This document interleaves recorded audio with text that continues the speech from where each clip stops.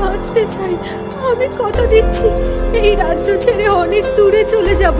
তুমি অনেক বড় ভুল করছো মা। আমার বাবা জানতে পারলে তোমাকে আস্ত রাখবে না। তোর বাবাকে তোর কান্নার খবরও জানাতে দেব না, এ নিয়ে তুই ভাবিস না। সুখ পাখি, কেউ নেই, আমাকে বাঁচাও, বাঁচাও।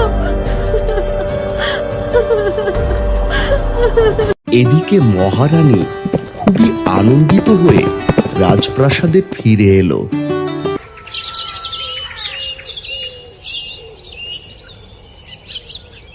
যাক, আজ আমার গায়ে জ্বালা জুড়ালো।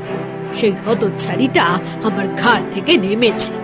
সারা জীবন এখন ওকে গাছের মধ্যে বন্দি থাকতে হবে, আর আমি আমার মেয়েকে এ রাজ্যে রানী বানাবো।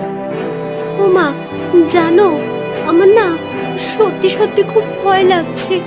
যদি মালা আবার ফিরে আসে তাহলে কিন্তু আমরা বড্ড বড় বিপদে পড়ে যাব। তোর কি মাথা খারাপ হয়ে গেছে নাকি? ওই হতচ্ছাড়ি কখনোই গাছ থেকে বের হতে পারবে না। তুই শুধু শুধু দুশ্চিন্তা করিস না। আজ আমাদের খুব আনন্দের দিন। ওমা, আমার ভয় লাগছে বাবার জন্য। যদি বাবা জানতে পারে তাহলে কিন্তু সর্বনাশ হয়ে যাবে। তোর বাবা শিকার থেকে ফিরুক, তাকে এমন ভাবে বোঝাবো আমাকে আর সন্দেহই করবে না।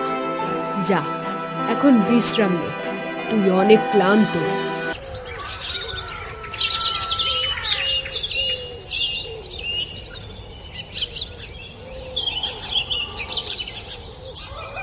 কাঠুরিয়া, আপনি শুনতে পেলেন আমার জীবনের চরম দুঃখের কাহিনী। আমাকে সারা জীবন এই গাছের মধ্যে আটকে থাকতে হবে। আমি আর কখনো এখান থেকে বের হতে পারবো না। কেঁদো না মা, নিশ্চয়ই কোনো একটা উপায় বের হবে। তুমি এই রাজ্যের রাজকন্যা, তোমাকে ছাড়া এই রাজ্য অসম্পূর্ণ। এটা কি করে সম্ভব? এই বন্দি দশা থেকে আমি কি করে মুক্তি পাবো?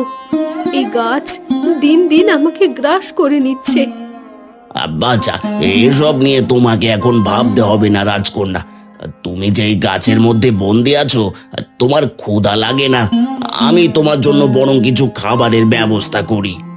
কাঠুরিয়া সেখান থেকে বাড়ি চলে গেল।